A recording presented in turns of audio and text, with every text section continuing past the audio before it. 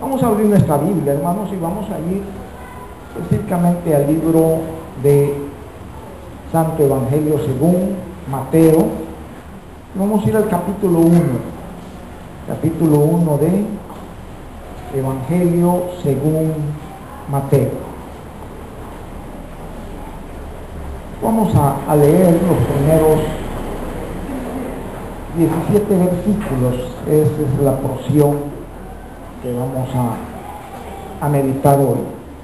Y la palabra de Dios la leemos en el nombre del Padre, del Hijo y del Espíritu Santo. Y la palabra de Dios dice así: libro de la genealogía de Jesucristo, hijo de David, hijo de Abraham. Abraham engendró a Isaac, Isaac a Jacob, y Jacob a Judá y a sus hermanos.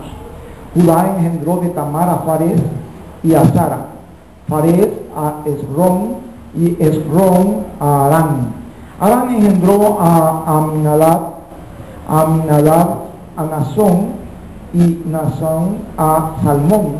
Salmón engendró de Rahab a Boz, Boz engendró de Ruth a Obed y Obed a Isaí. Isaí engendró al rey David y el rey David engendró a Salomón, de la que fue mujer de Urías. Salomón engendró a Roboam, Roboam a Abías y Abías a Asa. Asa engendró a Josafat, Josafat a Jorán y Jorán a Usías. Usías engendró a Jotán, Jotán a Acaz y Acaz a Ezequías. Ezequías engendró a Manasés, Manasés a Amón y Amón a Josías. Josías engendró a Jeconías y a sus hermanos en el tiempo de la deportación a Babilonia. Después de la deportación a Babilonia, Jeconías engendró a Salatiel y Salatiel a Zorobabel. Zorobabel engendró a Abiud y Abiud a Eliaquim y Eliaquim a Azor. Azor engendró a Sadoc, Sadoc a Aquim y Aquim a Eliud. Eliud engendró a Eleazar a Matán, Matán a Jacob. Y Jacob engendró a José, marido de María, de la cual nació Jesús, llamado el Cristo. De manera que todas las generaciones desde Abraham hasta David son 14, desde David hasta la deportación a Babilonia 14, y desde la deportación a Babilonia hasta Cristo 14. Padre bendito, te damos gracias por tu palabra, Señor. Gracias por lo que a través de ella tú nos hablas el día de hoy, Señor. Padre, que sea tu Santo Espíritu, Señor, en esta hora ministrándonos, iluminando, Señor, nuestra mente, nuestro entendimiento, preparando nuestro oído espiritual, Señor, para que lo que escuchemos, Padre, lo podamos recibir y lo podamos poner en obra, en práctica, mi Dios. Padre, que esta palabra sea de gran bendición para cada uno de los que están en este lugar, Señor, tanto el que habla como de los que escuchan. Todos somos necesitados de ti, Señor, y requerimos de ti. Sin ti nada podemos nosotros hacer, Señor. Padre, te damos gracias por ello en el nombre de Cristo Jesús. Amén y amén. Hermanos, generalmente cuando empezamos el estudio de los evangelios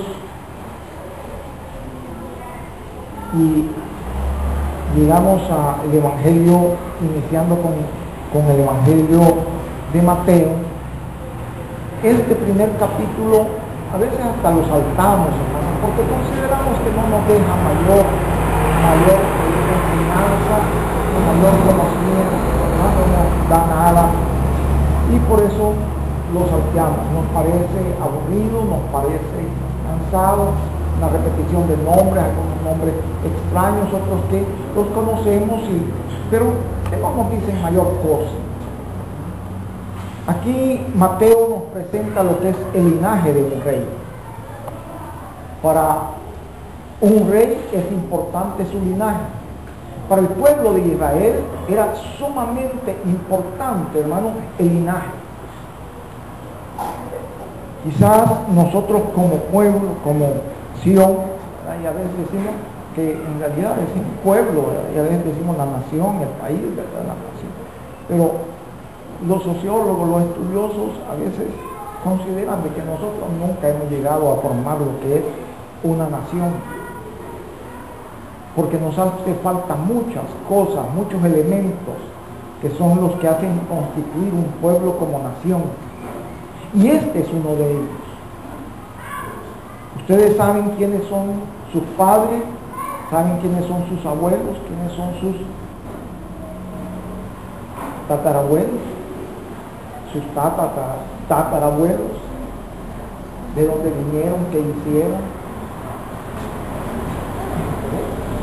Pero eso genera un vacío. Yo siento un vacío y me aflijo, ¿saben por qué? ¿Me entienden? Porque ya aquellas personas que conocía ya no están. Eran los que me alimentaban cuando preguntaban, ¿y qué hizo papá? ¿Y de dónde vino? ¿Y qué es lo que hacía? A veces no tomamos nosotros cuidado de eso.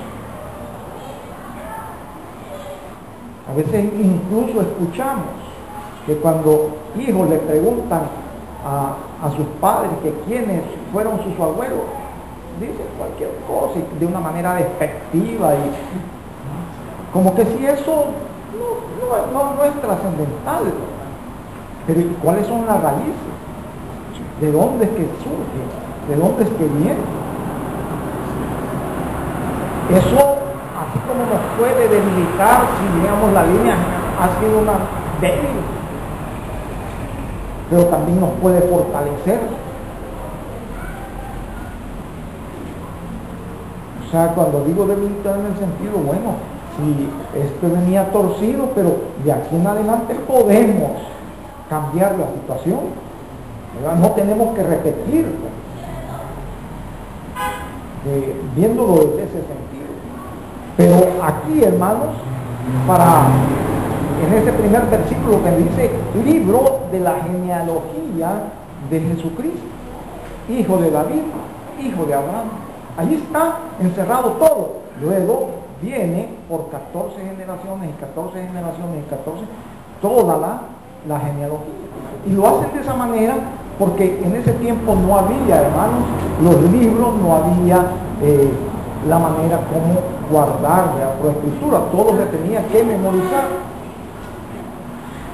Se tenía que memorizar, y una manera de memorizar, una técnica mnemotécnica de memorizar era agruparlos, ¿verdad?, en 3 etapas, 3 secciones, ¿verdad?, bien organizadas, 3 grupos de 14 nombres cada uno de ellos.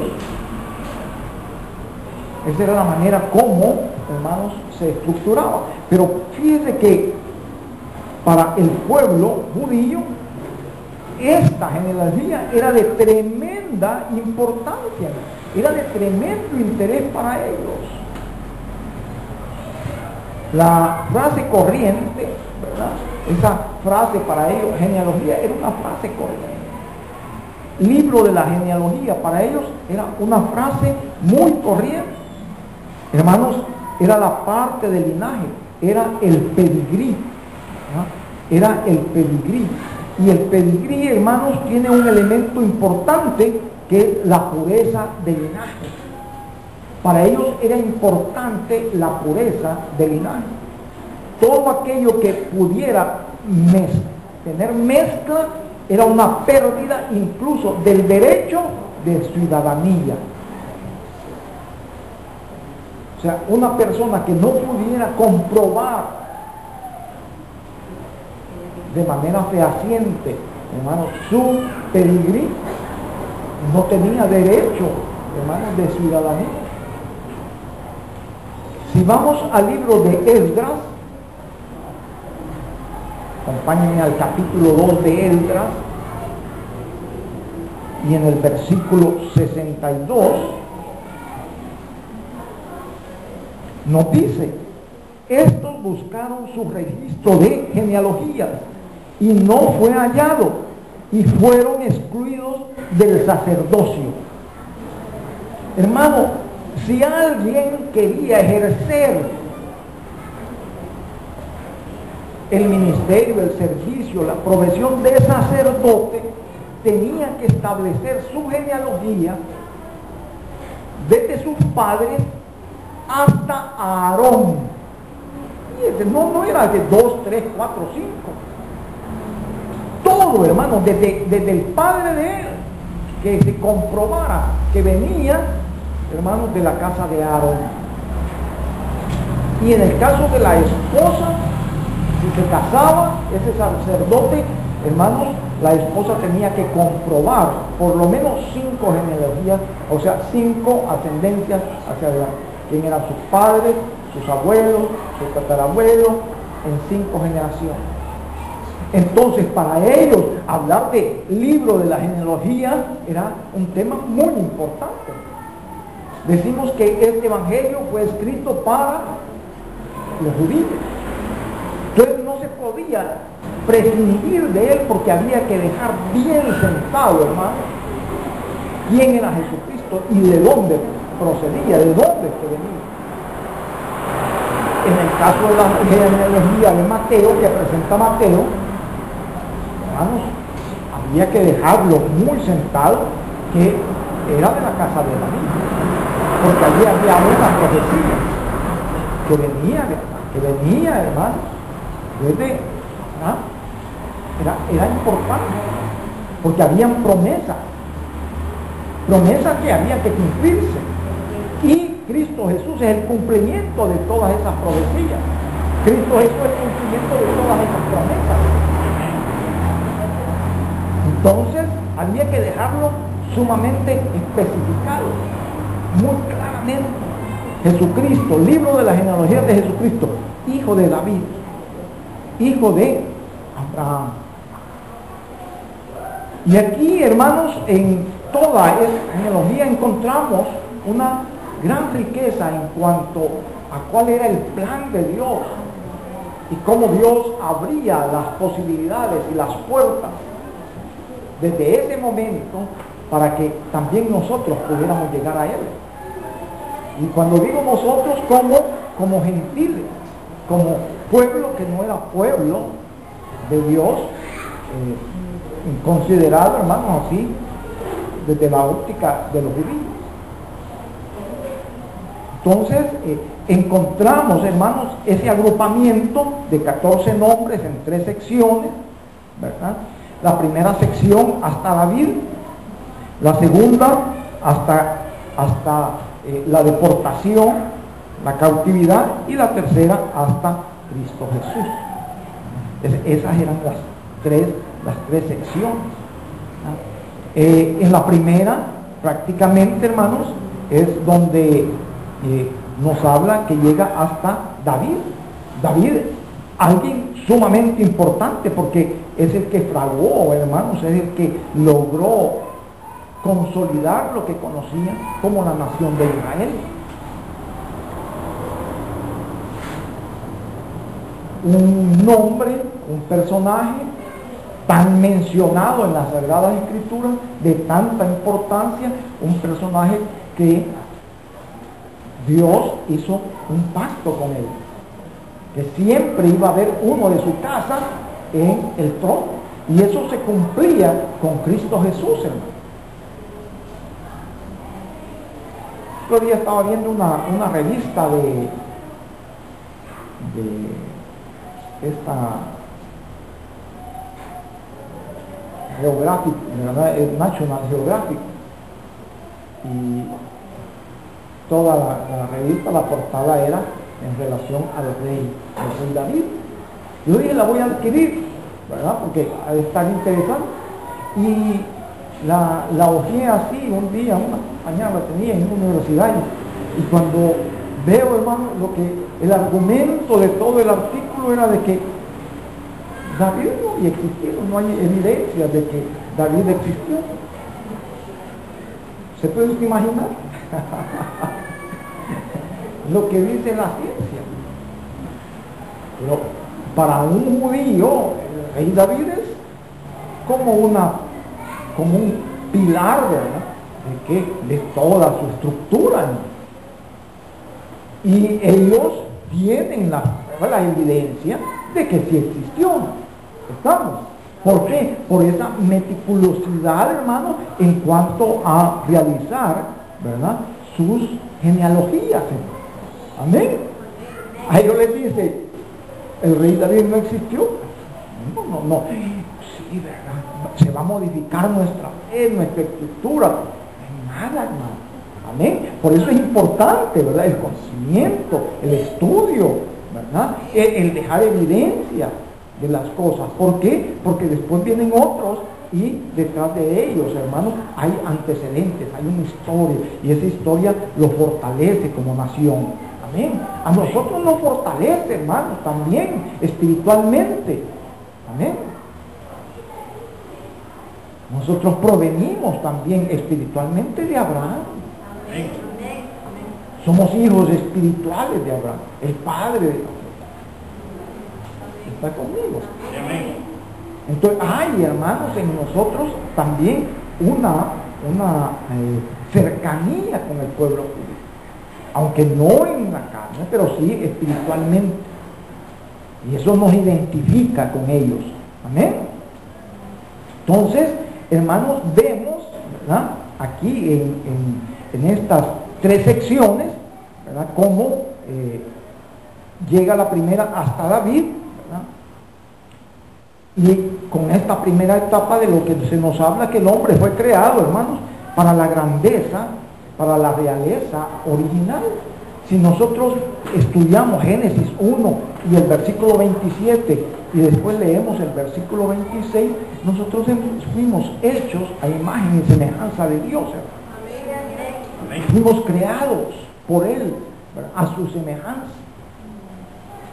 O sea, el primer hombre y después la primera mujer tenían una comunión con Dios, una comunión diaria.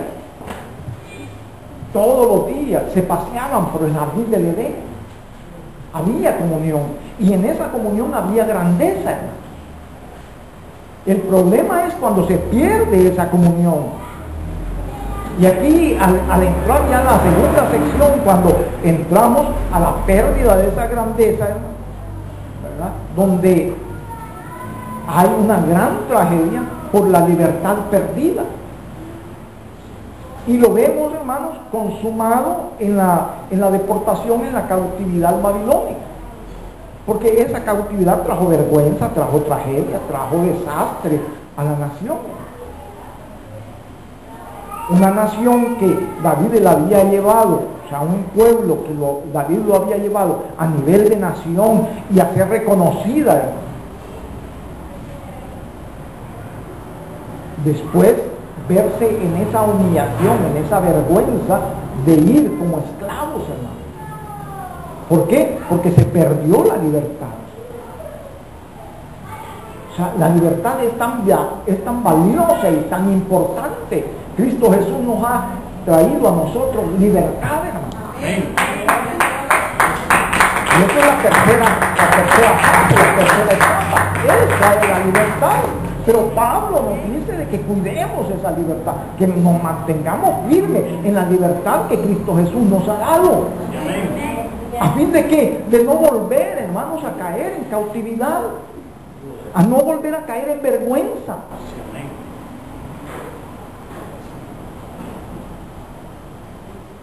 ¿Está conmigo?